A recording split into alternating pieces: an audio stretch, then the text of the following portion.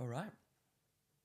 Boys, We're here. we're here. We're fucking here. here. We're on. We're Let's here. go. We made Let's it. go. We Let's made it. go. Let's go. And now that we're here, we've got lots of things to talk about. Mm-hmm. Looking There are forward to lots it. of ideas. Yeah. Yeah, 100%. What should we start with? I reckon let's go around. Yeah. The group. I think Mhm. each of us has interesting stories. Yeah. To say the least. Good, bad, and the ugly. So I feel like it would be good to maybe go around and Reece, if you want to maybe kick us off, like just what are you doing now, and then what were you sort of doing to get you to this point, right? And what was that sort of journey like for you to get to the point that you're at now? Yeah, sure. So at the moment, I co-found a trading education business where we teach people how to trade the financial markets. I've been doing that for about 2 years now. I also play rugby on the side, so I'd class myself as an athlete. I've been trying to work towards becoming a professional athlete or professional rugby player since I was 7. I'm 28 now. So it's been a long journey. And then I also am currently moving into a different niche that I've been working towards, which kind of brings everything together that I've been working my whole life for. And that's personal coaching into men's health, fitness, teaching discipline, good habits, and elevating men to the next level, which I believe is my purpose that God has put me on earth to do. And that's what I'm following at the moment. So, it's an exciting period of my life right now. And it's been a journey to get to this point. And that journey has been, I'd say, my whole life. But I've only realized my purpose, in the last couple of years. Which, a lot of people do say, find your purpose. What's your purpose? How do you live your purpose? And honestly, it's not easy to come across. I think understanding and knowing what your purpose is you going out and trying different stuff, like experiencing different things in life, because you're not, like the odd person is going to jump straight into their purpose. That one person that is straight into what they are put on earth to do, whereas everyone else like us, we have to go out and figure it out. And I think that's the journey of you getting to the purpose, is you figuring it out and going through that experience. So I've been doing that, the past 2 to 3 years has been my personal development journey. And that's been a wild roller coaster, bro. And like we were talking earlier, just before, distractions, impulse control can really destroy a man. And that's what I've been working on, is my impulse control and removing distractions, because the way to success is just a removal process. Yeah. Right. And if you start removing the distractions, start removing the things that are holding you back, then you will start elevating to that next level, or you will start seeing the road light up. Yeah. And all you got to do is just walk on it, bro.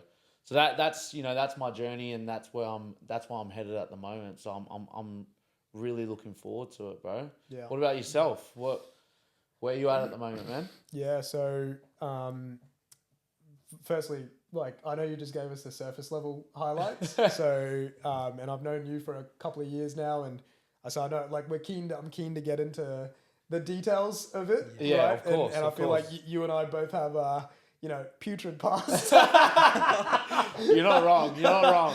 But bro, something that you mentioned there, which absolutely resonates with me, is it's like finding that purpose is just a process of stumbling around. And I've personally just stumbled around for a good 5 years trying to figure out what it is and trying different things.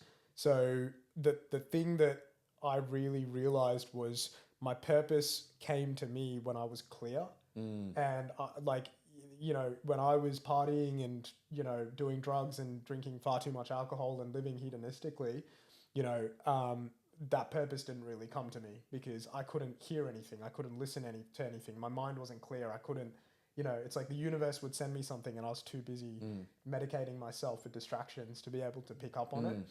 You know, so I think that's such a good point. It's like, you know, some people just wake up and they're like, yeah, I'm going to be an F1 driver. And that was, you know, at 5 years old, and, you know, that's what they did. But it's for the rest of us, you know, it's like that doesn't always happen. So that's such a good shout.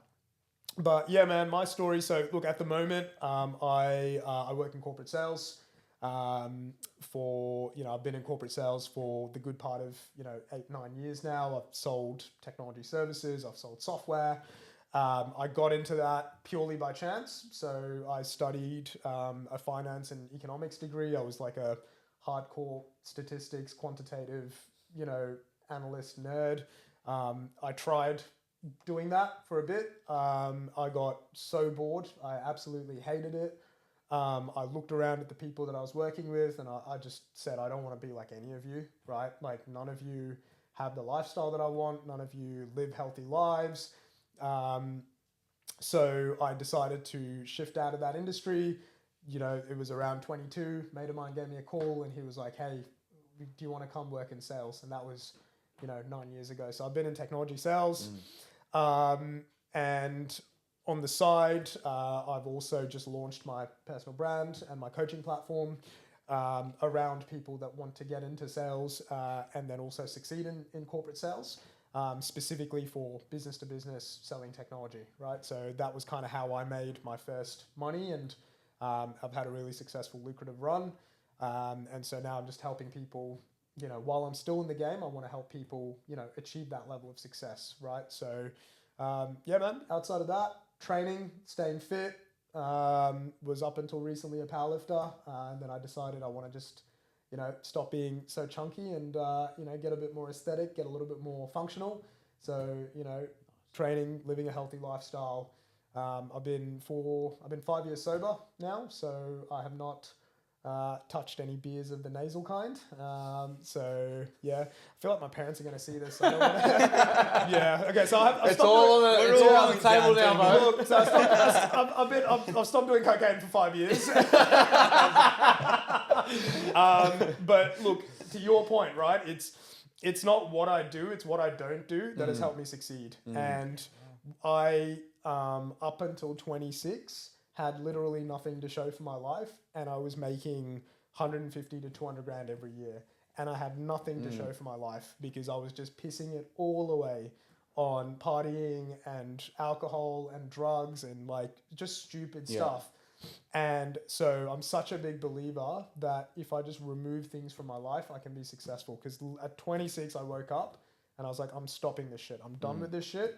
I want to have some success. I want to show something for what I've done. And from 26 onwards has just been this absolute like trajectory of growth. And it wasn't what I did, it was what I stopped doing. So, just a question on that. You know, when you realized that you needed to do something about your life, what was that moment that you felt like, can you remember that exact moment, that exact feeling when you were like, fuck, bro, I've got to change my life. I've got to stop doing the dumb shit. What was that moment? So, again, I'm trying to figure out how much I should share, but look, fucking the gloves are off, right?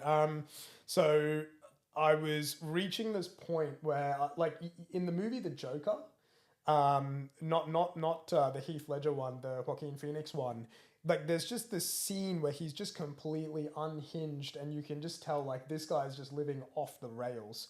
And I feel like my life sort of reached a little bit of that point where I was just living off the rails, like zero impulse control.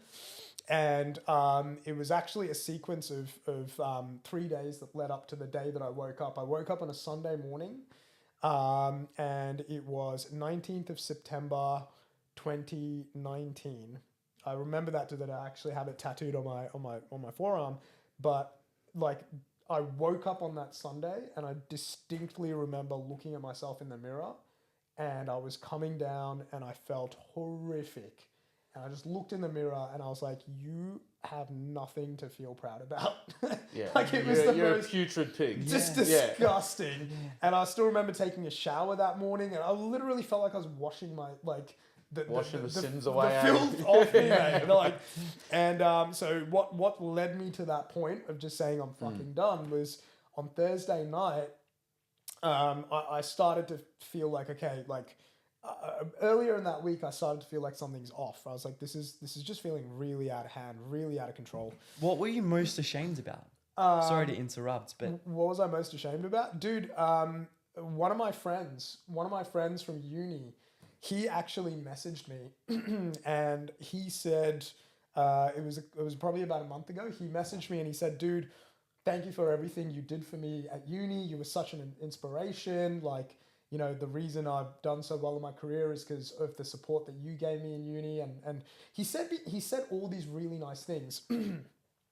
And weirdly, when I was looking at myself in the mirror, I was like, I don't know who that guy was talking about. Legit. I was looking in the mirror and I was like, I do not know who he was talking about. Because like the human that is staring back at me in the mirror is like, that guy has, you know, he's got nothing to be proud of. Like I was like, I've come so far from whoever I was. So yeah, literally, you know, earlier that week, I just felt something was off. My friend calls me up. She goes, hey, do you want to come to a party? And I was like, sure, it's a Thursday. I'll have a couple of drinks. You know, I won't do anything. Just a couple. You know, I finished, just a couple. And I finished at like, you know, 4 a.m. on the Friday morning. And I remember I went into work that day because this was before work from home. And I went into work that day and I was just sitting, you know, at my sales job in North Sydney in a meeting room, just sweating and cold and clammy and just going, what the hell am I doing? And come Saturday, again, my friends were like, hey, do you wanna come out? Wine and cheese night? I'm like, wine and cheese? It can't be that bad. Again, it's safe to say it wasn't just wine and cheese.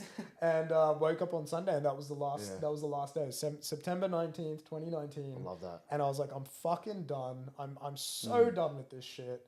I want to be successful properly. I want to have some assets to my name. I want to own some properties. I want to, you know, I just want to be in a better place in my life. And done, you know, cold That's turkey. amazing, bro. I'd never fucking touched it since. Yeah. Never wanted to. What do you think what are the main traits and qualities that are different between, or the difference between that you waking up on that Sunday to the person that you want to be?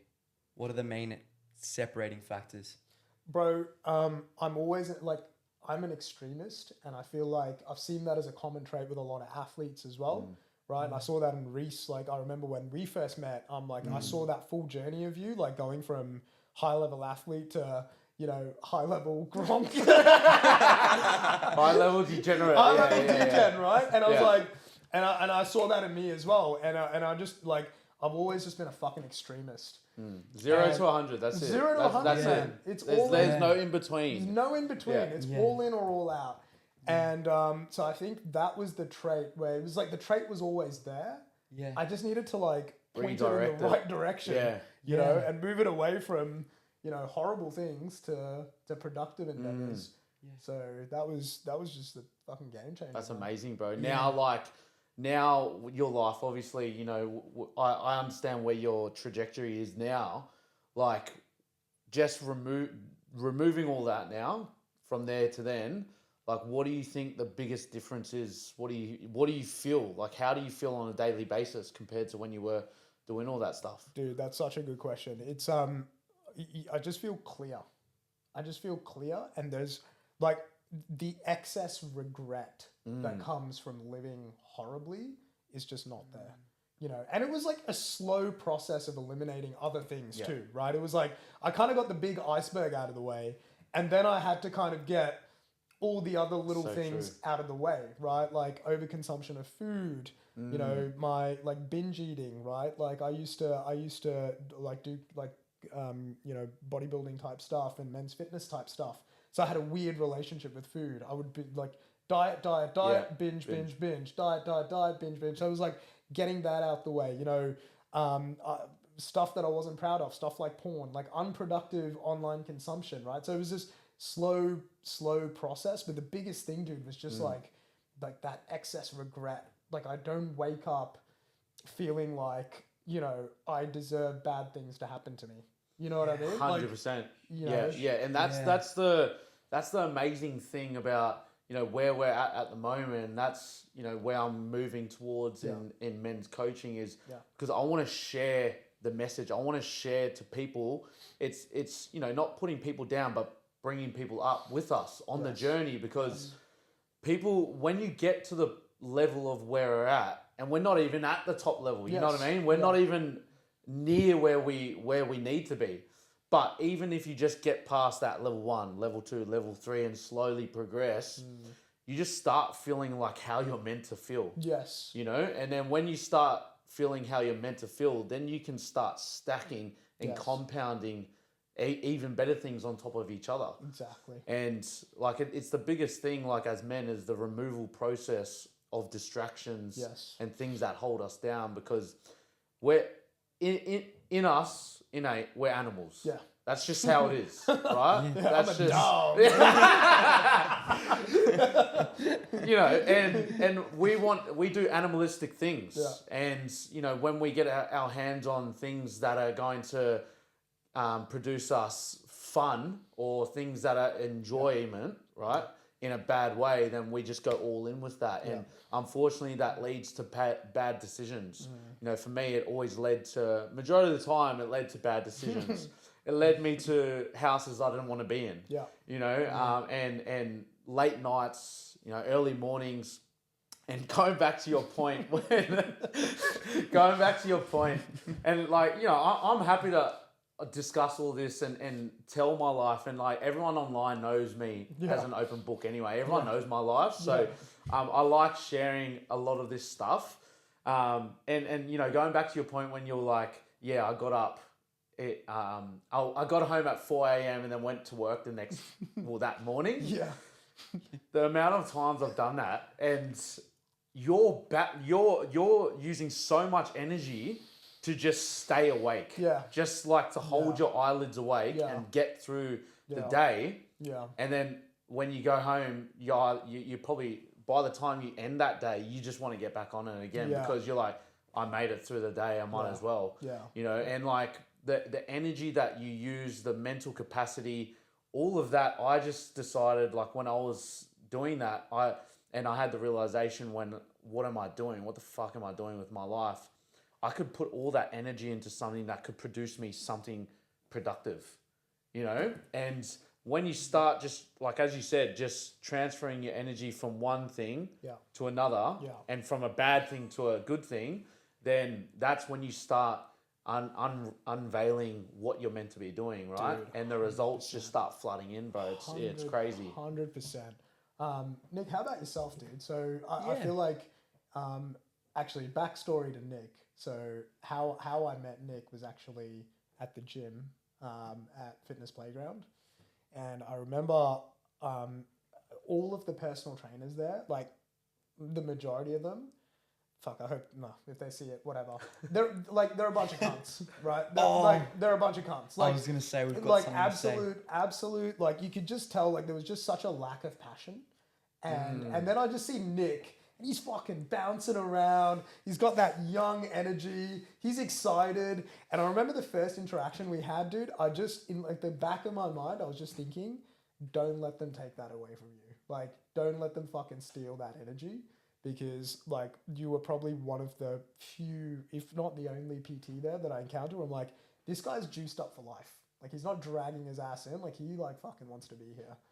Yeah, well, it's actually, it's very interesting that you say that, because I thought it was going to be something like, I thought it was going to be something positive. I mean, not necessarily that's negative, but I definitely wasn't expecting that, because I definitely have a very similar recount of working there. But I'll go into the story a little bit of backstory. So taking myself back, I originally started working as a personal trainer when I got out of high school. When I finished high school, I went into being a personal trainer. I went into fitness. I thought that was my purpose. I thought that was just going to be the purpose forever. I was just going to do that forever. And I got into fitness first. I was working fitness first originally for quite a few years. Well, I started there for 2 years. And then moving over to Sydney, that's when I started at Fitness Playground. And essentially I did get that vibe of, okay, so when I got in there in the first place, it was a lot of fun. Like we, especially, me, the guys around us, awesome atmosphere to begin with. They were very, very welcoming. So it was a very welcoming atmosphere and a lot of fun. Like we hung out, we had a lot of fun. We hung out on the weekends as well, as you boys were talking about before. We hung out on the weekends. We had a lot of fun with it, But I feel like you're sugarcoating it. He's like, gotta stay with the brand guidelines. Stay with the brand. Like I'm just being as positive as possible. Yeah, we had a lot of fun. I get it. Yeah. A lot of social interactions, here and there. Yeah. You know how it is. A lot of peace, love, and positivity. A lot of D&Ms. Lots of DNMs. We keep having the same fucking conversation every weekend. What are we meant to get that coffee? Back. Oh no, it just keeps circling back. But no, it was a lot of fun. And honestly, like I was excited to come in here. Like I came in for work. It was a lot of fun. It was great to hang out and see my clients. And it was a rewarding career as well. Yeah. You're helping people achieve their goals. Like obviously, it varies client to client. You've got some clients that come in and they're super excited to be in there. They want to work towards their goals. They want to do things and train. You've got other clients that don't love it so much, but you motivate them, so it's fun in that way because you're motivating them to come in and build great habits. Like obviously Reece has talked about a little bit here, but it gets to a point, right, where you just don't feel like you're progressing or getting anywhere. Yes. You just, for me, I felt like at total, I was a PT for 3 years. Yeah. And it's, as I said, such a rewarding career. Like. They're doing great things, doing fantastic things, helping people. But it's like, what next eventually? Yes. You get 2 years, and that was 3 years down the line. I look at people around me in that gym, in that facility, that had been there for 12 years, 10, 12 years. And I look around and, I ask them what they're doing. Yes. Genuine conversations, not anything mean, because I want to learn what it is. Yeah. I want to learn what they know. If they've been here for 12 years, they know more than me. And what I found out was, obviously they're a more experienced coach. Obviously they've gained experience. Obviously they've learnt lessons in the process. But they're there in the same place after that 10, 12 years. Yeah. And that's fucking scary. That scared me. It's like the world inflates. Yeah. You know what I mean? That's it's like right. the way currency inflates. It's like the world is constantly changing. That's right. And if someone has been doing the same thing for 12 years, it's like, dude, what the fuck have you been doing? Yeah. Because it's like, that's over a decade, man. Yeah. Well, you get comfortable. You get it's complacency. Yeah. It's they've got a job that's safe. They've got the same people that come in. They pay them the same money. They've got the same bills that they can pay. And it's just a comfortable environment to come into. I think like a lot of people, they're scared to go outside their comfort zone. Yeah. And like I think like us, we take risks. We're risk takers. Especially you leaving, you starting your own stuff, and me, like that's where the growth is on the other side of risk. Yeah. Right. And if you don't try and even test it, you stay in the same spot. You stay complacent and comfortable. Yeah. Well, it's funny that you mentioned that because it was super comfortable. You're exactly right. That's why, I chat to them, and that's exactly why, because I've had these conversations. It's completely right, Reece. However, chatting to people in that room, they're stressed about money. They're stressed about life. They can't enjoy life because they're stressed about money, and something needs to change for them to fully enjoy life, because they're not enjoying life right now. They're comfortable, but they're not enjoying life in that situation. So that's what scared me, because I thought in my head, if you're still stressing about money, I thought, maybe in the beginning it gets better, right? It gets better. In the beginning, like I'm following my passions.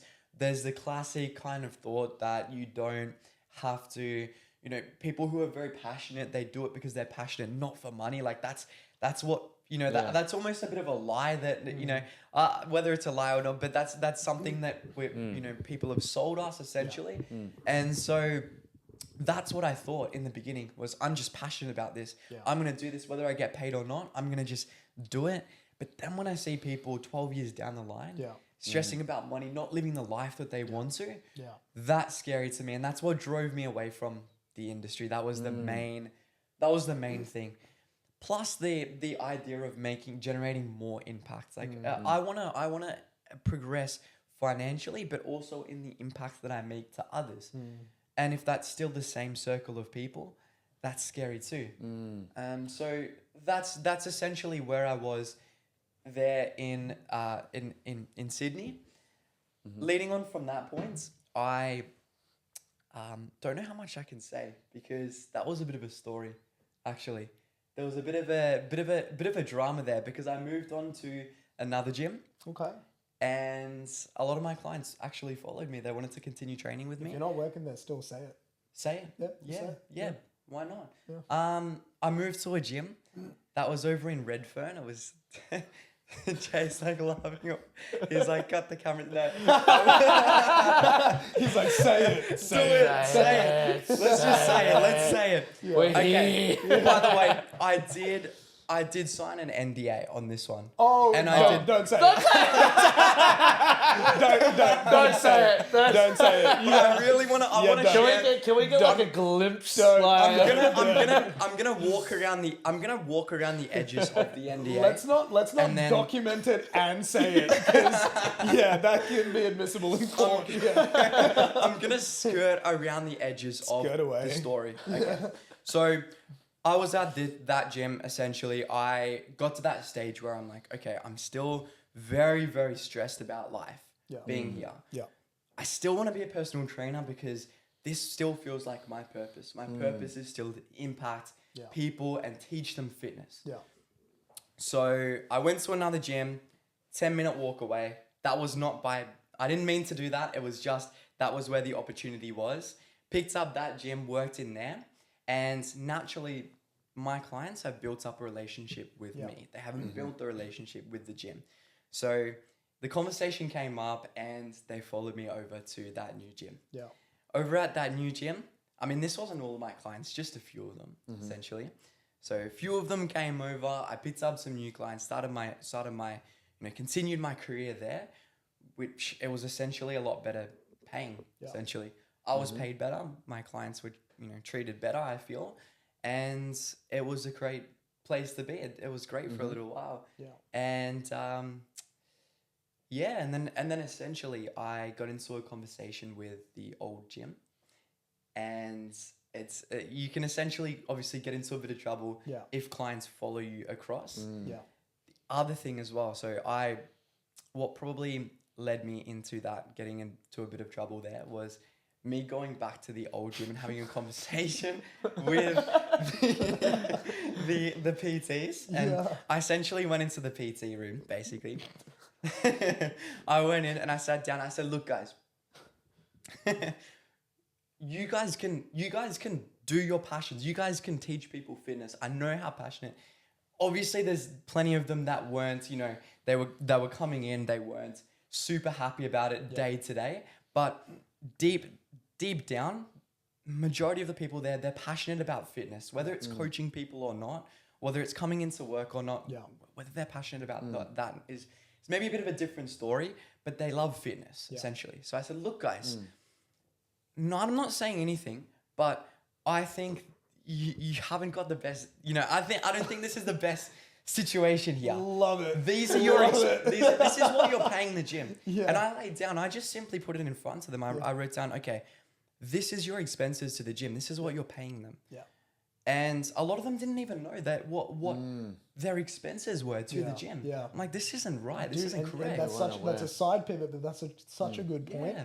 A lot of technicians aren't business people. That's right. Like they just do that thing. Like I have mates that teach dance. They are teachers. They're not business people. And it's like a lot of what I find is like the people that do well, they may not be the best technicians. They're just really good business people. Like there's some trash coaches out there. Where I'm like, how the fuck do you have a thriving business? But they're just good. They know sales. They know sales. They know marketing. They know business. Processes. They know how to run a business. Yeah. That's exactly right. And then deep down, fitness is not a fitness business. It's a marketing business. Yeah. It's a marketing and it's a business. If you're a skilled business person, that is exactly the point. Yeah. Because that's exactly what was going on there. And these people didn't know.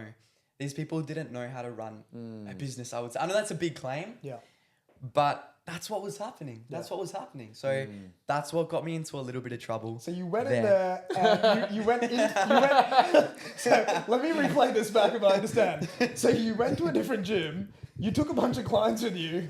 Then you went back to the lion's den and you told them that they should stop doing what they're doing. Well, I mean, when you put it like that, it's No, dude, I rate it. Let's get back to the sugarcoating. I rate it. No, I rate it. No, look, to be completely fair, I was still working there at the time, so I was sort of part time between there and the new gym, transferring between the two, building up my business elsewhere at that other gym. Yeah. I went into the den, and I honestly didn't frame it in any other way. I don't feel as though I framed it in any particular way. Right. My intention was right, exactly right. And the way that I set it out, I didn't, necessarily insert anything negative. I didn't say you guys are being exploited. I didn't say I didn't say that. I didn't say there's anything wrong. I didn't associate wrong with it. I just said, look guys, the reason why, because they asked me why are you working at another gym? I said, look guys, the reason why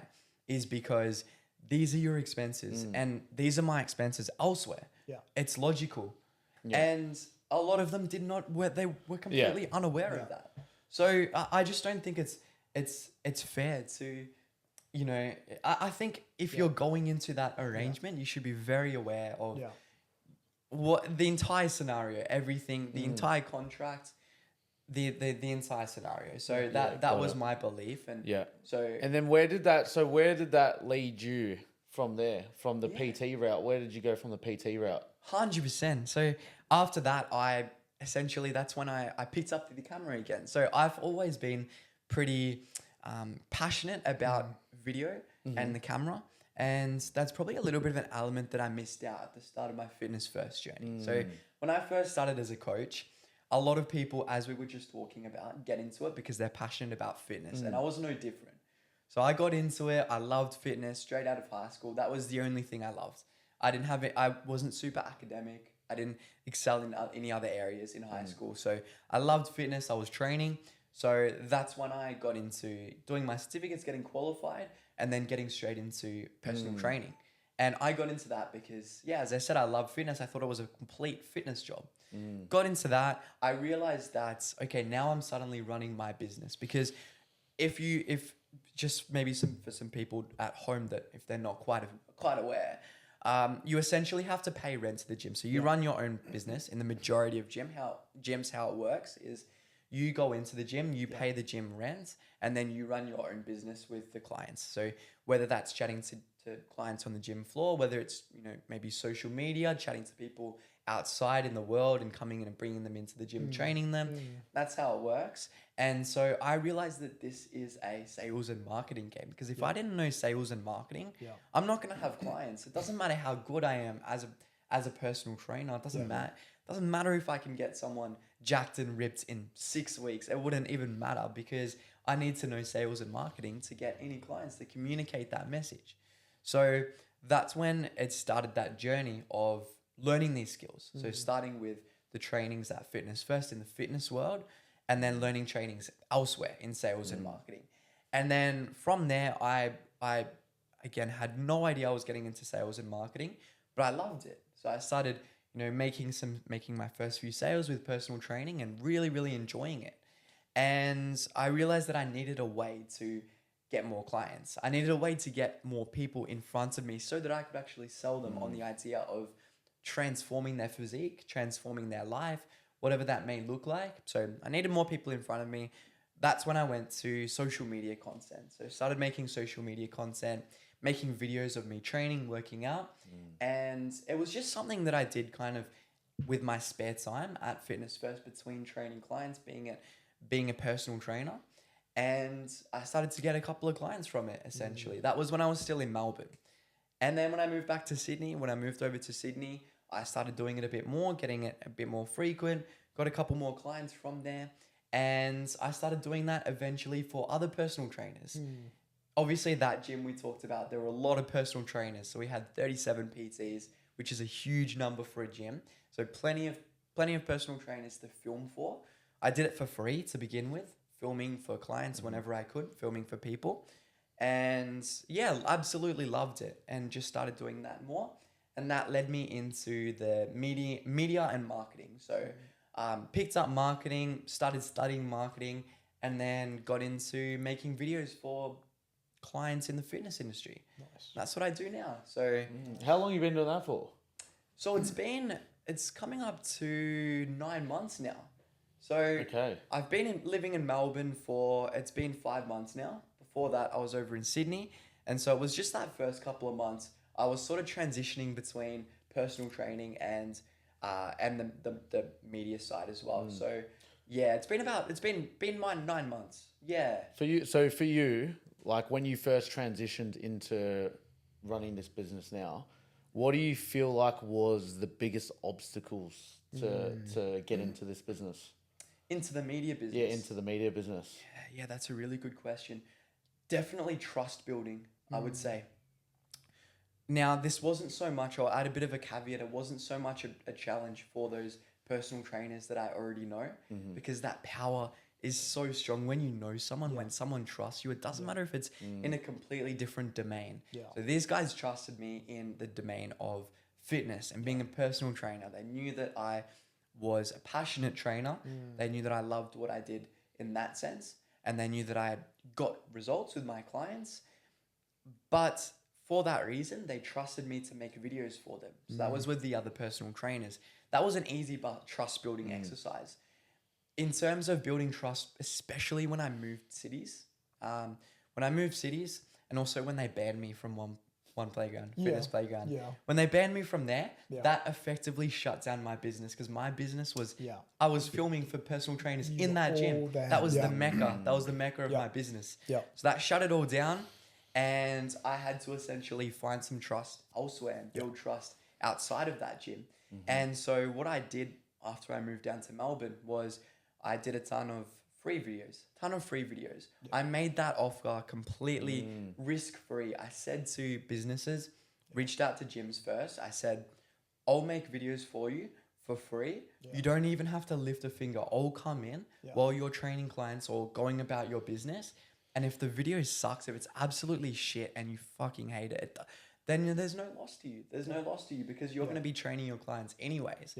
I'll just be there in the corner filming. You won't even notice that I'm there. And I'll put together a video for you. Potentially, you could get a really cool video. That's the win. The loss is nothing, because you won't even notice. So you went to them, and because you had no experience at all, you had to build the trust. That's right. And in order to build the trust, you had to give the free value. Yeah. And that free value is a win-win for the person that's taking that on board. Definitely, that's completely right. However, in that sense, that this was an interesting situation, even plays into the importance of sales and marketing that I was mentioning earlier. I had some experience at that stage. So this is when I had some clients. This is probably 4 months down into the journey, into the process of running my media business. That's when I was actually hitting up gyms to shoot free videos for them. And the reason for that, the reason why I was still hitting them up for free videos, and I had already had some experience with personal trainers and gyms, is because I'd had that experience, but they weren't aware of it. So I was moving into a different industry not a completely different industry, but before I was filming personal trainers, now I'm filming gyms. They don't talk to each other as much. I know they talk to each other here and there. It's still the fitness industry, but gym owners, they all talk to each other. The same as personal trainers, they all talk to each other. But PTs in Melbourne, you can get more specific, PTs in Sydney. And so when I moved from filming PTs in Sydney, which I'd already had a bit of a reputation and a bit of a brand built up, moving from that into filming gyms in Melbourne, that was a different kind of niche, a different category. So I had to start the process again of building that trust so that I could get the marketing, the people in front of me, so that I could make the sales. And that's such a good point, right? Because like every interaction that you probably had with each person that establish trust. And it's like each interaction that we have is an opportunity to leave a positive mark on them. Because it's like the same reason why I wanted to work with you was we had a positive interaction at Fitness Playground when I was there. You know, I then saw your Instagram and I saw that you're doing videography and I needed a videographer. And it was just like, if we didn't have that positive interaction that turned into an online connection, that then turned into a piece of content that then got me, you know, as a client, it's like that, like each of those interactions, man. And it's like, you know, it's one of those things that's so fundamental in sales, right? It's like in our world, in all our worlds really, it's like you never know how people are going to remember you. But then if you leave a positive taste in their mouth and you have a positive interaction, like that could be the reason that they do business with us in the future and vice versa. 100%. Yeah, 100%. yeah. It's how you make someone feel. Yes. They will remember that for the rest of their life. Yeah. And how you make, that's their little things as well. It's getting back, you know, in the same day, getting back to them. It's things that you don't think about will make a difference. They don't seem like the big rocks to you, especially if you're a fitness coach, especially if you're a personal trainer, especially if you're if you haven't directly had that sales and marketing experience or that coaching. These are things you wouldn't think about. You would think if you're a personal trainer, you would think getting them the results is all that matters. I know that's what a lot of personal trainers thought anyways. But if you are someone who your client you can just reach out to at any time, or you know, get an awesome, you know, interaction when they come into the gym and you know, they have a handshake and you know, energy, all these little things that we don't, or that people don't think matter, they do. They can sometimes be the difference between building that trust and not building that trust. Like the example that you brought up. Yeah, totally. Reece, I feel like we glossed over some details. We definitely did. With your story, brother. And you know, you got me to open up my dark book of secrets, but like that's just half a page. What was the turning point for you? Like, was there a day? Was there a moment? Like, because I saw your shift, and we were connected on social media at the time.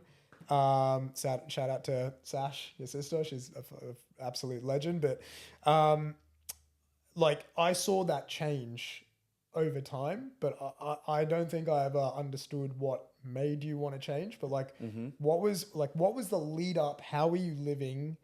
And then what was that moment where you just decided, no, you know, I've got to do something different? So, you know, ever since I was little, I've always wanted to play rugby professionally. That's always been my dream since 7. You know, when I first started playing rugby, and you know, my upbringing was motivated me to want to live that life of becoming an athlete and, you know, changing my future and providing a future for myself and my family to come. Were you from a pretty athletic family? Was that kind of in the background? No, not really. No. So my dad, he played rugby, you know, when he was young, but mum, you know, she didn't play sports, but her dad actually, he was a high jumper. So he was actually, so my mum's Polish, and her parents are from Poland. So they went through the whole war, escaped Poland to come over here. So they're proper hard nuts, right?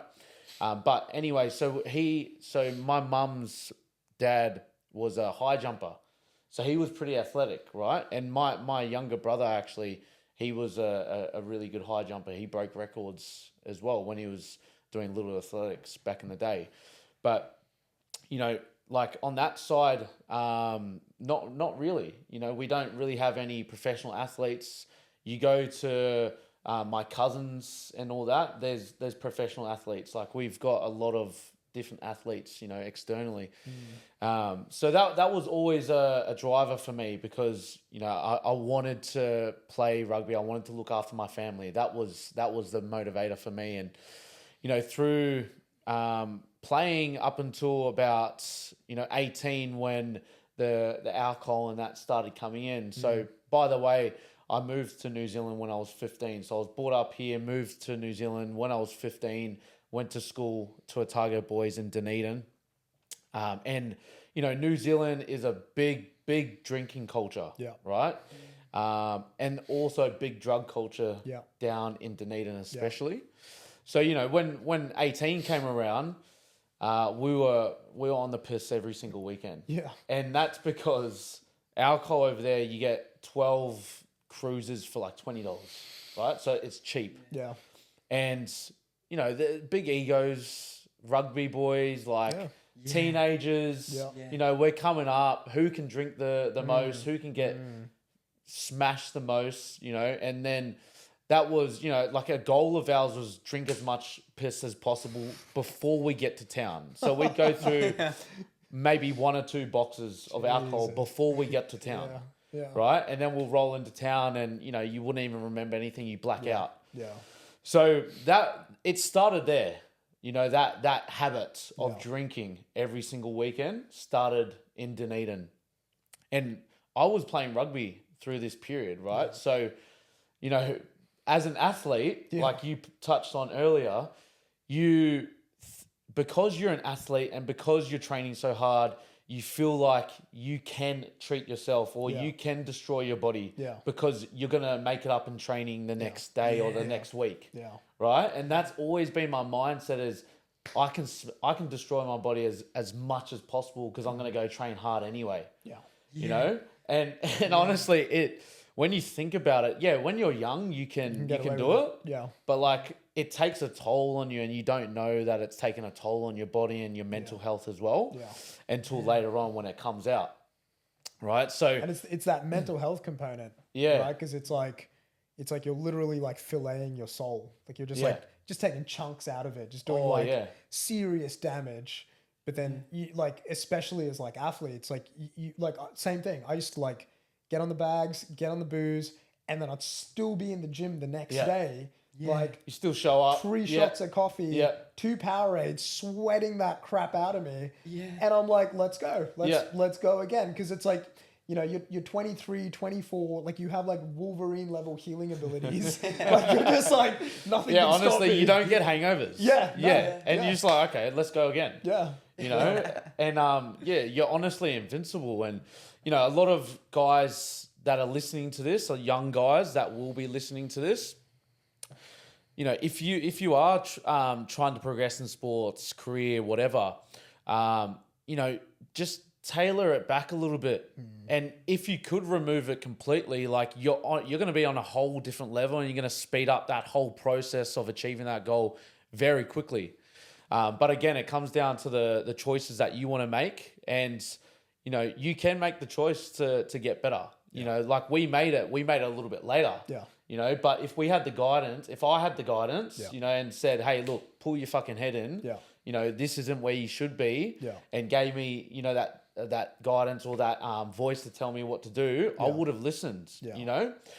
So but it's not just the guidance, bro. It's also like someone showing you what you could be. Correct. You know, because if I came to me back then and said, dude, like at 23, it's like, dude, like you could be a multi-millionaire property investor by 30. Let me just show you how. And like step 1, just stop fucking around, you know? And it's like, but if someone came to me like, you know, and actually said that and then showed me the blueprint, then I could see what my bad decisions were costing me.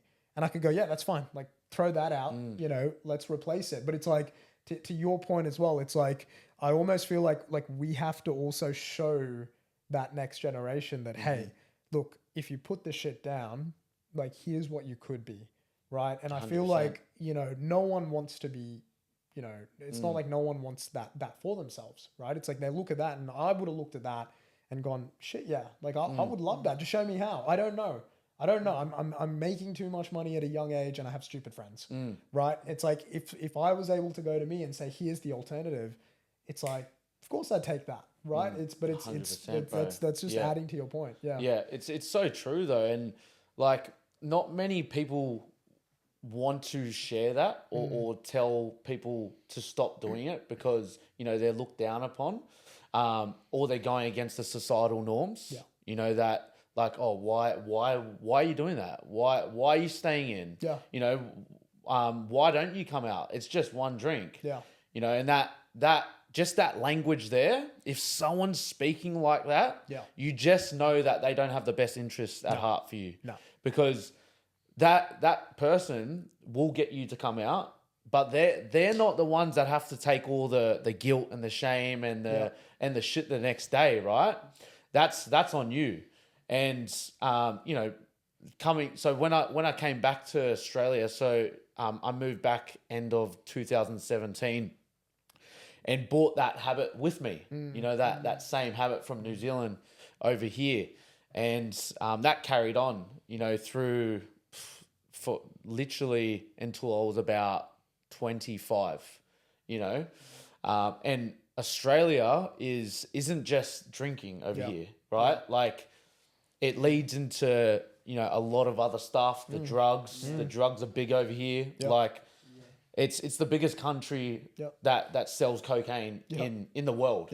Right. So we're one of the biggest per capita consumers, if not, I think the biggest per capita consumer. It's ridiculous, bro. Cocaine. It's crazy. It's wild. It's crazy. But it sounds like you both are a little bit further on in that journey than me, in that you've seen a lot more ups and downs than me, definitely.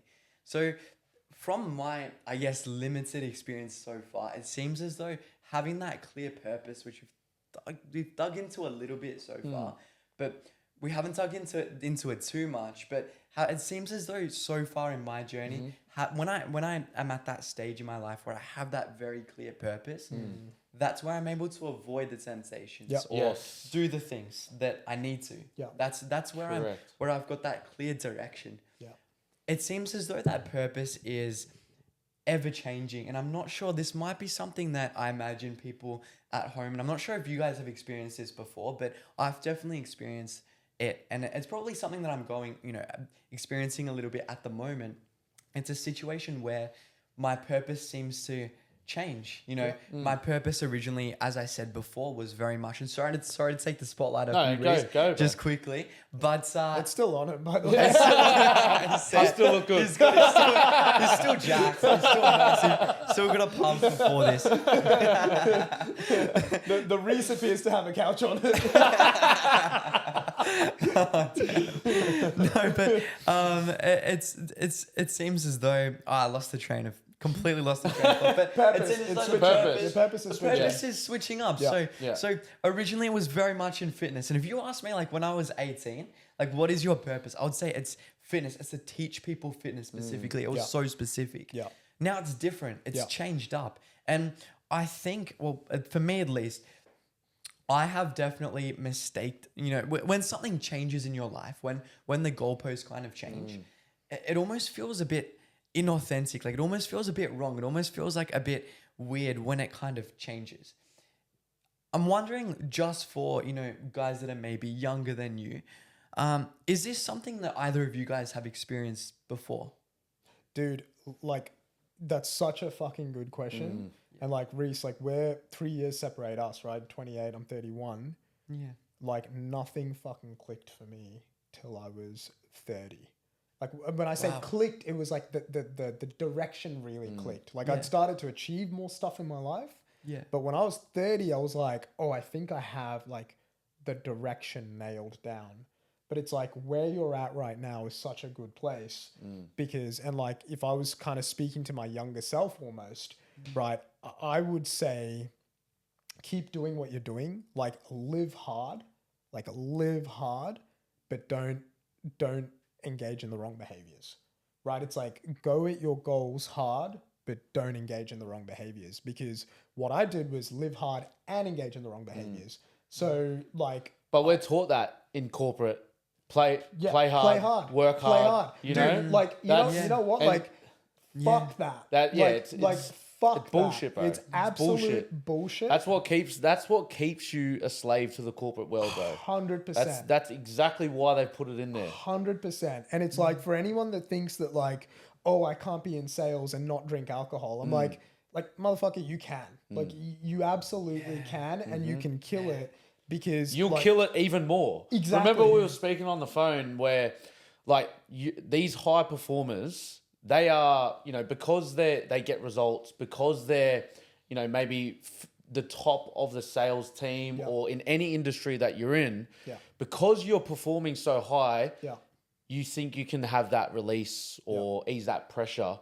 But if you actually realize if you don't ease that pressure and you don't fall to the vice or the distractions, you're capable of so much more potential that you don't even know that you have. The level up happens at the brink. Like when you're just like so close to like cracking and doing that thing that you don't want to, if you just go past that, like that's where that level up happens. But it's such a huge problem in corporate. It's such a huge problem in business culture. It's like you have to play hard. It's like you can play hard. Like, you can within boundaries. Like have your boundaries. But it's like so many of them don't. Well, that's what it all comes back to. So coming back to your point, I believe that, you have to create the man that you admire and respect first. Right? If you don't if you're not at that level where you don't completely respect yourself, then that's when it is easy to just let the foot off the gas or fall to distractions, because that mentality of, oh, fuck it, that's what will fucking kill a man. Is because once you say, oh, fuck it, all your power's gone, you have no self-control, impulse control's gone, and then you just go all in. You become demonic. Yeah, exactly. Like it's like I mean, I know we both like follow a lot of Wes Watson's content. Like he talks about low frequency states being states of demonic possession. Yes. And it's like, if I think about the times when I was younger, when I was in low frequency states, I look at it and I go, I would have never done that if I wasn't in that state. Because it's like the state of pure, demonic possession, right? It's not a good place to be. Yeah. We'll jump in. Wait, before we do that, because I still want to know the exact moment. Oh, yeah. You've been more than happy to move on too. Hey, we just fuck early, bro. This whole time. Okay, we need to hear about the story because I want to know what broke the camel's back. Yeah. Well, like it was a build up, so it wasn't one moment. It was a build up of moments that created the big moment where I said, "Look, fuck this, man. Like, let's do something about your life." How bad did it get? Like in terms of like, what was the lowest point? If anyone knows what the frequency chart is, whereas like where the vibrations of humans, the bottom of that frequency chart is shame and guilt. Okay, and if you live in that's the lowest form of a human that you can feel down there, right? So that's where I was living when I was, coming off the benders or coming off, the big nights, because I wouldn't just have a drink and go home before 12. I'd be there 4, 5, 6 a.m., to the next day. Some would be to the Sunday night, you know what I mean? So it would be big weekends. And then I'd go to work on the Monday, go train, play rugby the next week, you know what I mean? So like it was a build up of those feelings, feeling at the lows, my relationships. I had an ex-missus at the time that was, it wasn't great. And it just took a toll on every area of my life. I was building businesses in the background as well, and again, that was a big thing. I was making money when I was young and I was spending it and, going and having a good time. During the week, during the weeks, Ivy Thursdays, straight after rugby to Ivy. So it's rugby training on a Thursday, Ivy Thursday, right? And then I'd be work Friday, and then back on it Friday, Saturday. You know what I mean? So it was just, and then obviously got into the drugs big time over here. I'd end up like at the strippers, like bad, bro. You know. Yeah. So that was something that like and like like. Here we go. Now it's I've been back. fighting He's like, he's been hitting me with frequency charts. I'm like, no. Reece, shit. Reece, cut the shit. So, you know, like, this is when I knew it was bad because I'd go, so on a Friday, I'd go to this restaurant, restaurant for dinner. Yeah. All right. That's classy. Yeah. So where was it? It was in the Cross. Yeah. I'm just trying to remember the restaurant name.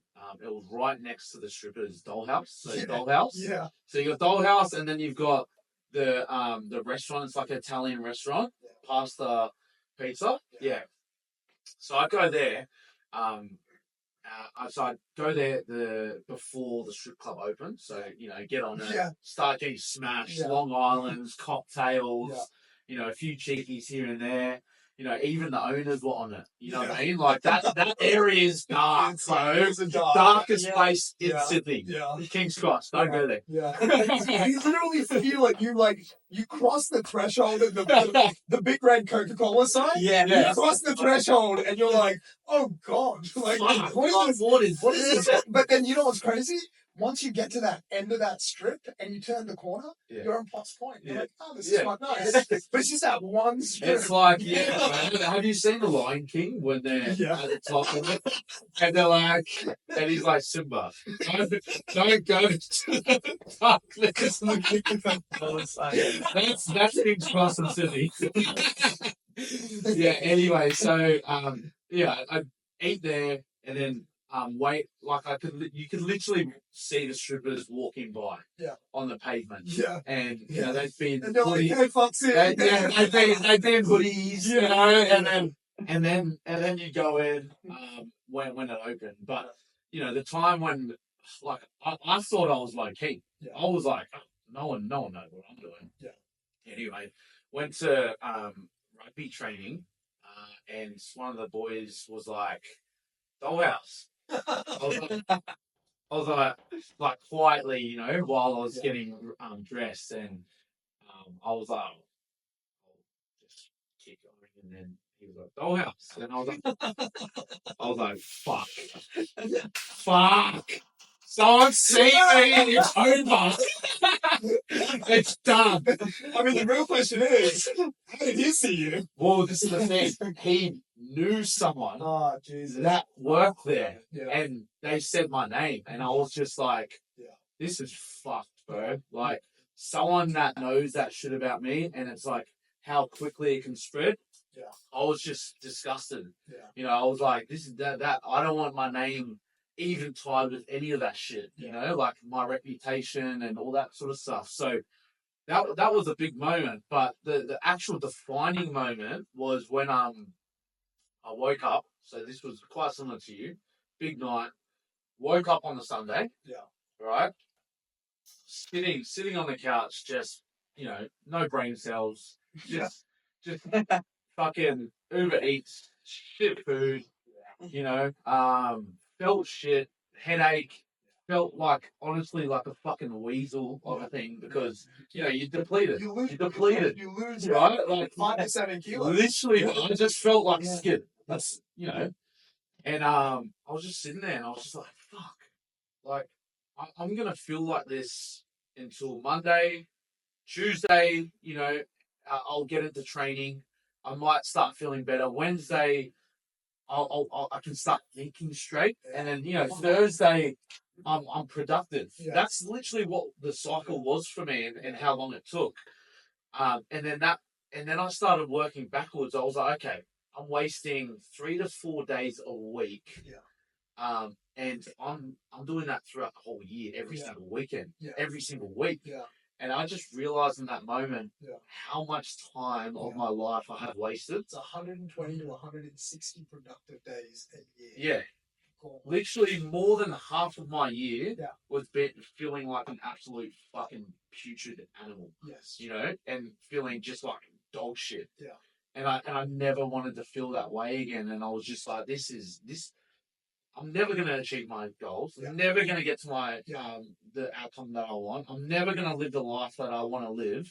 I'm never going to make the money that I want. I'm never going to have, the wife that I want by doing these actions, by being this person.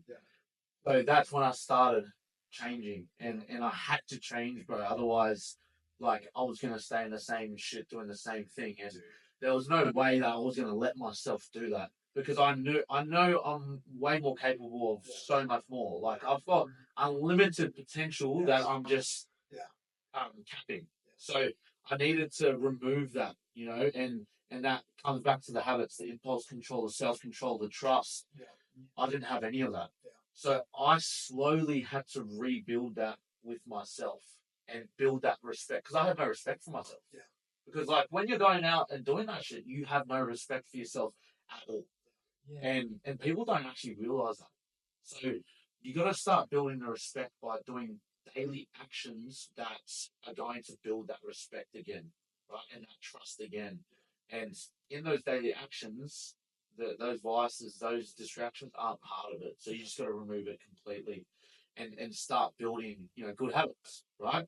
Like right now, it's like same daily routine. You'll see on my story, on my Insta, same daily routine every single day, because I don't break that.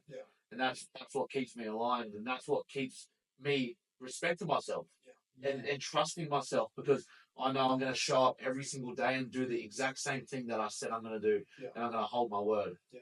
Dude, that's so bang on, because like, it was the exact same thing with me. For the longest time, I was like, why can't I fucking achieve my goals? Like, like at 23, I was making 150K a year. Like I literally walked into my first sales role, worked super hard, started making crazy money for a 23-year-old, and up until 26, I was like, where the actual fuck has all of this time? Like, why do I have nothing to show? I was like, what? But like, where is it? Like, what the hell is going on? And you know what was crazy was, at 26, when I literally, like, to your point, it's like, when you just cut those things out, it's suddenly like I could trust myself again. Then it was like, you know what? I can trust myself to work and perform really well at work and also train. And then I was like, at some point, I was like, actually, could I trust myself to add in some more variables and adding a little bit more on top of that and adding a little bit more on top of that? And it was like, none of that trust was built until those things got removed, right? And then somewhere along the way, like, you just hear this little whisper, and that's your purpose, right? That little whisper, and it's just like, hey, you should try that. And then because I was clear, I was able to hear it, right? But it's like, it all honestly goes back to that. And I feel like I maybe have a bit of an extreme view on it, but I genuinely think it's like, you can't dabble.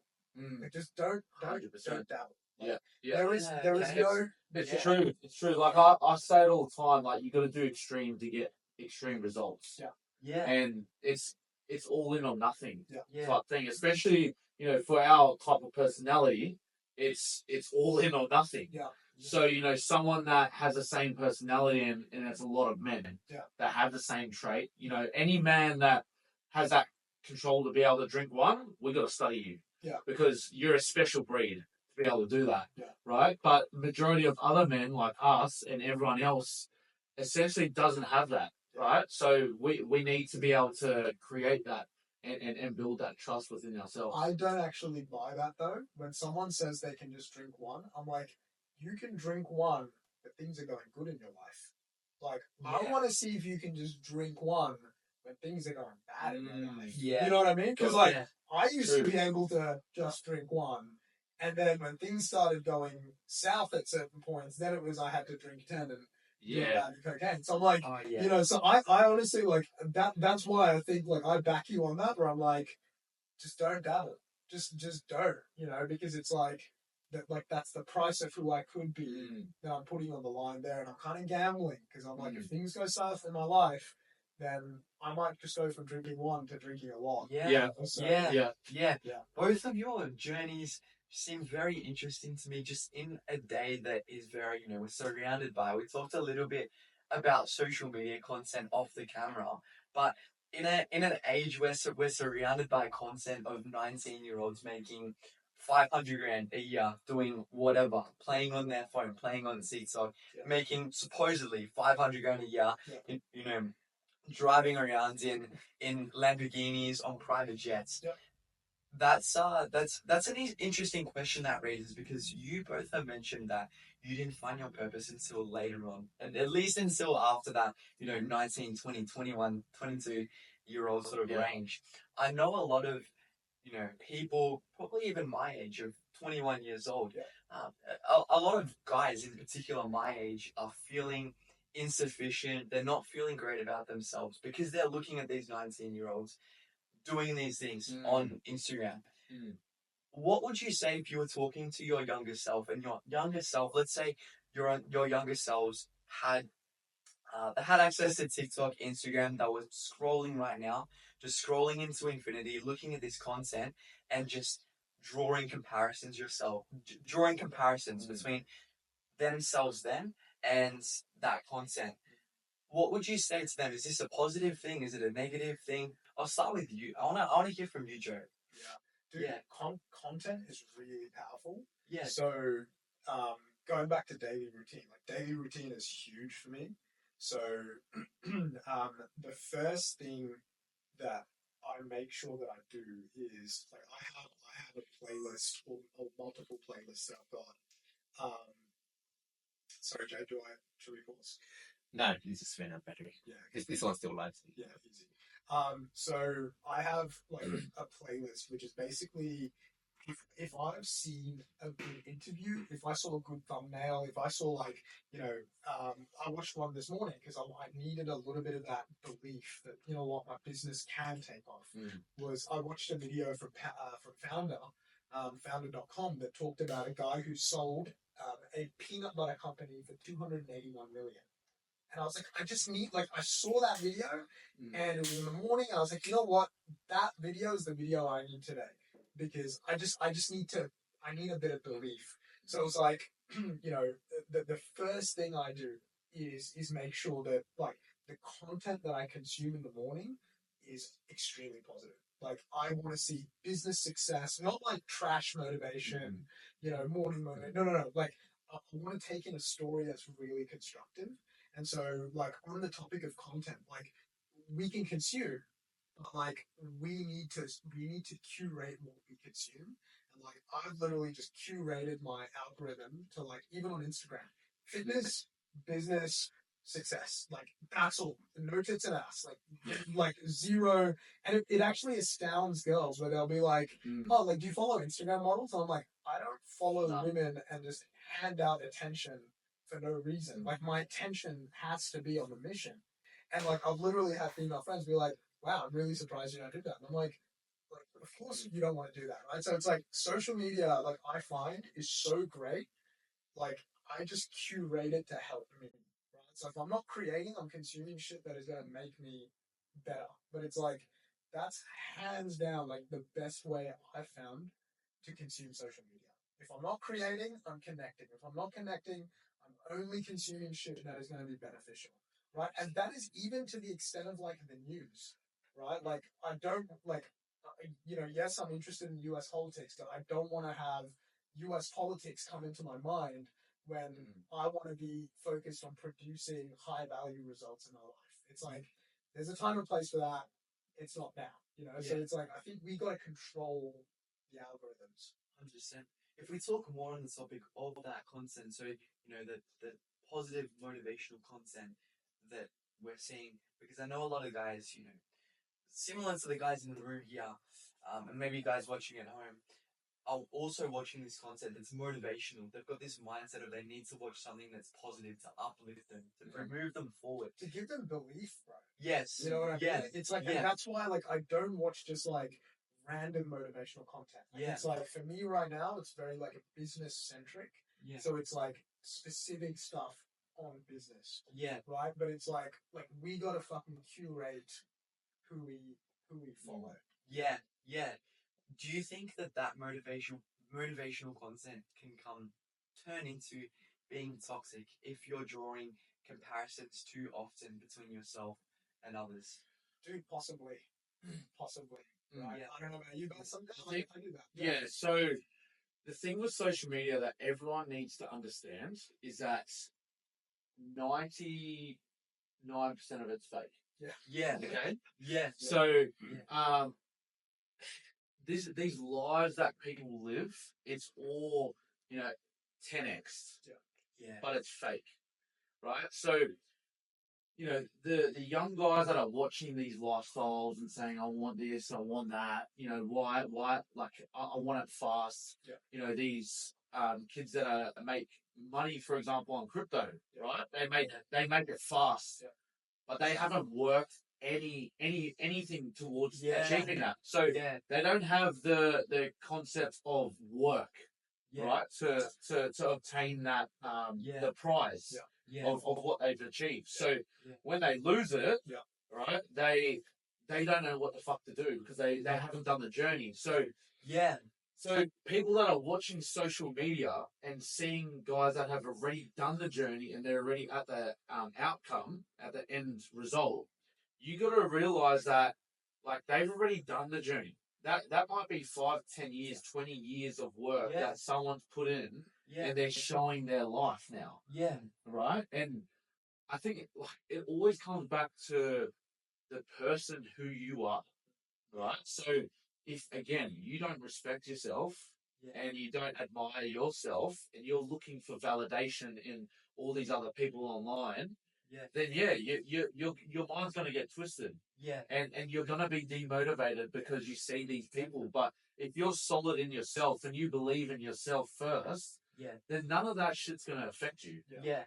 I suppose that is a bit of a line of where it can become toxic is those kids that are making, they're hitting a crypto, they're hitting a shitcoin and getting a million X pump, and then suddenly they're rich overnight. Because that's not our typical journey. The content that you spoke on, Joe, was content where you spoke about a founder video of a business that was successful over a long period of time.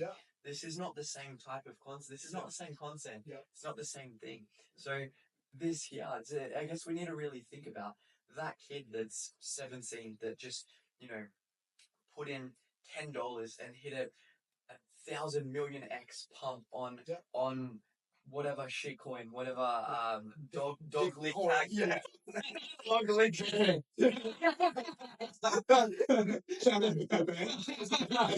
I am on this on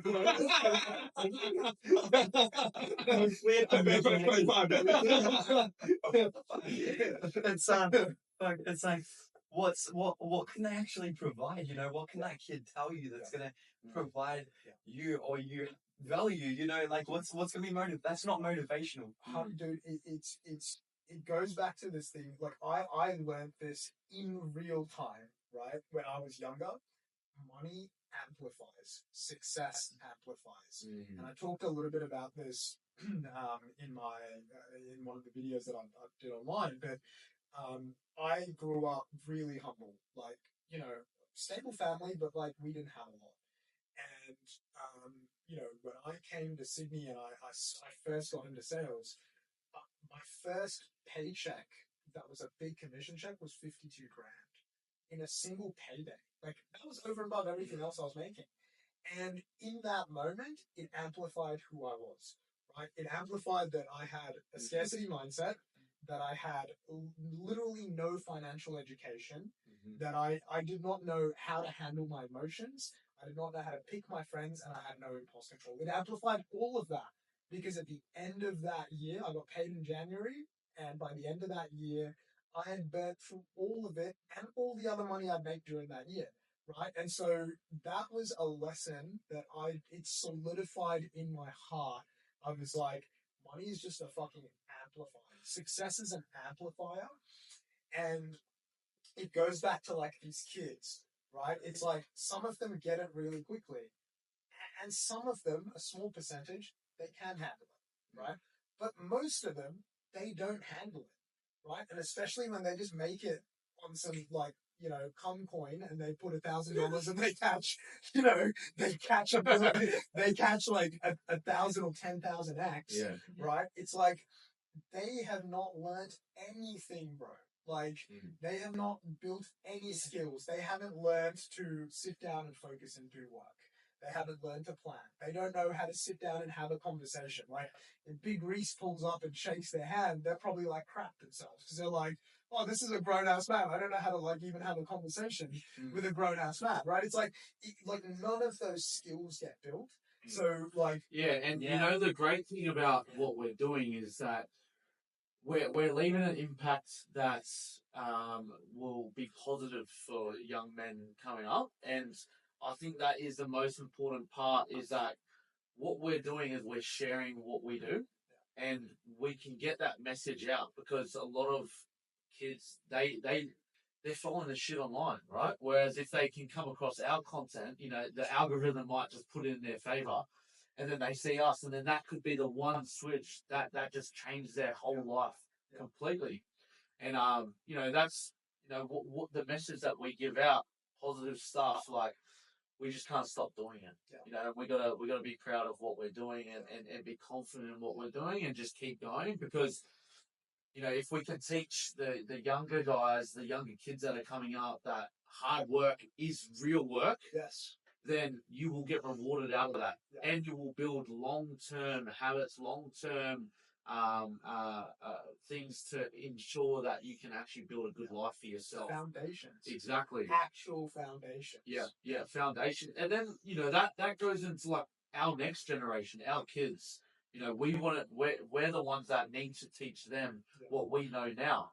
And if we can spread that message and other, you know, young kids that are coming up now can spread that to their generations, then we can start creating, you know, strong men again. 100%, dude. It's like there's such a lack of like strong father figures in society right now, and like, you know, everything that I've learned, like I learned from my old man. Like I might have despised him when I was younger because I was like, why are you so harsh? Why are you so, you know, pushing discipline on me? But it's like, you know, like when that, if I had that void, then of course I would probably go to social media. Right, and if I didn't get the right information, I would have probably gone down a really dark path. But yeah, man, to your point, like it's like just do the work. Like be okay putting in the work, putting in the years. As long as you're progressing, as long as you're getting better, you know, don't hope for the crypto pump. Maybe put a little bit into the bank. You catch them up and you're doing the work, you know. But but do the work. Like prioritize that. Like it's like, you know, if you get to success at 40 or you get to success at you know at 35 or you get to success at 30, like you eventually get there. But you want, like, the universe waited for me to be the right person before it gave me my shot. It's like you're not there yet. I'm not going to give you that shot. And I think, you know, and I think we can all agree on this. You know, you got to that point of where you're at now is because you started removing distractions. You started building good habits. You started training. You started learning how to eat. You started learning financial literacy. 100%. Right? So if you can do it young, right? And that can just start by waking up at the same time every single day, not snoozing. Because I remember when I was younger, I was like, oh, I can sleep in here and there, you know. I don't have to get up. I can get up 30 minutes before work. You know what I mean? So it's just like little habits there that will allow you to do the work. You know, gymming, like staying consistent, because the consistency is what is going to build that discipline and that work that we can actually do, right? So little things like that, learning how to eat correctly. Like that was a big thing for me because even being an athlete, I didn't know how to eat up until about 3 years ago properly, like macros, calories, understanding that correctly, because I used to just eat whatever. I was out of shape. My fats were off. You know, I had love handles. Like I was out of shape as an athlete. Right. So, you know, as a young man, understanding how to eat correctly, and we know that because we've been in the fitness industry, right? And we care for our bodies and we know what the type of result it gets. So, you know, just literally like that will change your life. Just learning nutrition. And that one thing alone. If you don't know how to do that, get a coach. Yeah. Right. That's it's just like it's like if someone doesn't know that, it's okay to ask for help. Like coaching has been the best investments that I've made in my life, bro. And it's like, I've spent tons on coaches, man. It's like, and it's like the most successful people I know, like, some of the most successful guys I know, they have a business coach, they have a speaking coach. Like, and if they couldn't, like, if they were young in their career and they couldn't afford that, well, then they got books. Then they got a low ticket program. Then they, saved YouTube, podcasts, saved up a bit of money, and instead of going on 10 nights out, they spent that on a life coach and got their habits nailed down. Yeah. But it's like, if you get the right person, it's all about sacrifice too. Yeah. Like young guys don't want to sacrifice anything because they want the good time. Like, you have to sacrifice the good times and the pleasure in order to live a good life, and that's just a fact of it. And that's where it comes back to the daily habits, the self-control, the impulse control. Everything ties in, man. Like, but if you can get it down when you're young, and we're telling you guys, like, just start learning now. Start reading books. Start watching free stuff online instead, and replace that with instead of going out. Instead of there's people that will literally live paycheck to paycheck, right? And then they'll go out on the weekend, right? Just to go out, and then during the week they're struggling. Yeah. But then they somehow afford to go out on the weekend and spend their money. Magically. Yeah. Magically. So, man, I agree with you boys on everything, I suppose it is a bit of a dilemma too with the concept, because those guys catching the crypto, those kids catching the crypto pump. I feel like we're throwing the crypto kid. It's a good,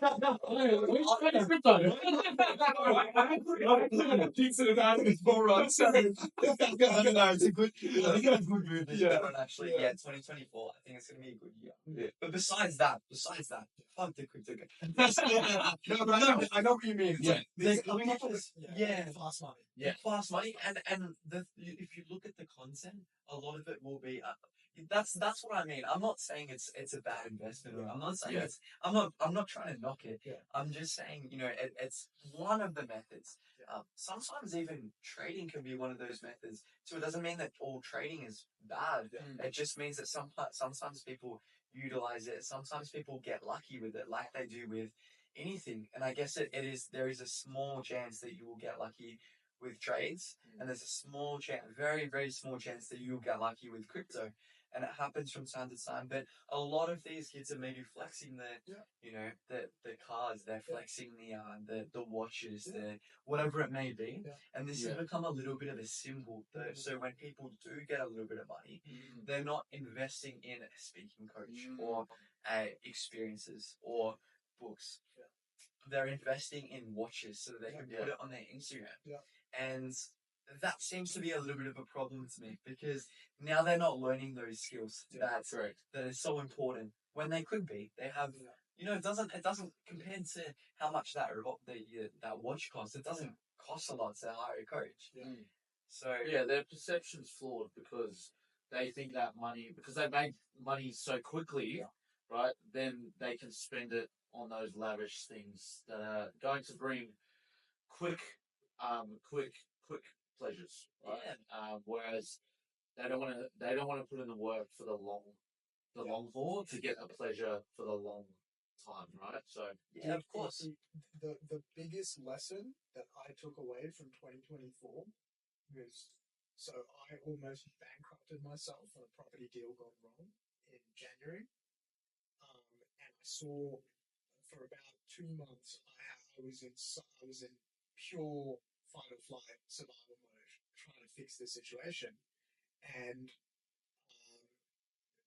the one thought that actually really resonated with me and got me through that was, it's not my things, it's my character and my conduct. Because for a second there, I had to confront the possibility that I had to liquidate my entire property portfolio, that I had to liquidate all my assets to get myself out of this hole. Because I was like, I was too aggressive, right? I got a little cocky, too aggressive, and I suddenly was in a situation that was like tits up, and it was bad. And at the end of that, I resolved it and I got out of it. But the biggest lesson I took away was, even if I had to liquidate all my things and all my assets, that it didn't matter, because the only thing that I wanted to define myself with was my character and my conduct. Because I actually, for a second, realized that could happen. And I was like, you know what? It doesn't matter if it does. Because that 10 years, like out of uni, or that 9 years out of uni, it's all the skills I've learned. It's the information I've learned. It's the knowledge I've gathered. It's the attitude. It's the capability. I could get it back in a quarter of the time because I have the blueprint. You've learned everything. You've got the blueprint. You know what to do if it does go tits up now. Yeah. And so, like, it goes back to your question, bro. It's like, and it goes back to the point you made before. Like, do the work, do the personal development, get in the gym, get a coach, learn nutrition, build a business or build a business or two, work in corporate for a little bit and acquire a bunch of skills, then maybe try a consulting business. Like, do that, just go through those layers of stacking and doing more things in the world, because it's the fucking reps that you get. It's the things that you learn along the way, right? And so, when you do maybe get lucky and catch a crypto pump when you're like 35, you're like, oh, great, awesome. But it's not like, oh my God, I just got a bunch of money, and now you're like a target for OnlyFans models and like, you're a robbery target basically, right? It's like you've actually built the skills. Yeah. That's the biggest fucking takeaway. Mm-hmm. Yeah. It's the most important thing. Boys, how we going for time? Yeah. I feel we've done pretty well. I mean, just to finish on you, Nick, you're still obviously pretty young, man. So, like, you're probably like prime age. It sounds like you've actually had great experiences in business already. You've gone through that, and you're very switched on for young guys. So, any advice for the younger guys that are coming up that 16 to 21, like what would you say to them? Honestly, I would just say, hopefully, if I don't get sued from this from earlier this podcast, then it probably won't be such good advice. Like, don't listen to me if that's we the both case. have the boys. If that doesn't happen, then honestly, I feel like it's kind of been the theme of this podcast, or one of the themes of this podcast, and something that I feel like that's actually reaffirmed my belief. It's something that I guess I thought, but you both have reaffirmed it in this podcast, and it's just to try as much as you can. Say yes. I know that obviously we've mentioned saying no to certain things, but there's got to be a season of yes, and that's going to be yes to the good things. And that has just honestly served me so well. And it's just, besides those particular situations, and you can recognize if something doesn't feel right, if you're out one night and something doesn't feel right, this is a situation to say no to. Yeah. You can feel that in your instinct. But in terms of other opportunities, you got to just say yes and do it and do the work and try the thing. And that has served me so well. And if I could just tell myself from the journey so far, if I could just give myself any advice up to now, it would just be to say yes to those positive opportunities. And it might be scary, it might be challenging, it might be stressful, but say yes to it, give it a try. That's my biggest takeaway. I know that you two have jumped on it a little bit so far, but that would just be my biggest takeaway from previously and from today as well. Awesome, bro. Awesome, boys. Yeah, I think that was awesome podcast. Yeah. That was hectic. That was epic. Boys. That was epic. Wow. Let's go. Yeah. Awesome, really good. I'm glad I finally got you to fucking come. I'm like, here, pussyfooting around. I'm like, there's a story there. I know a story that I sense it. I'm like, come on, bro. You man. Oh, fuck. My gonna hate me. It's all good.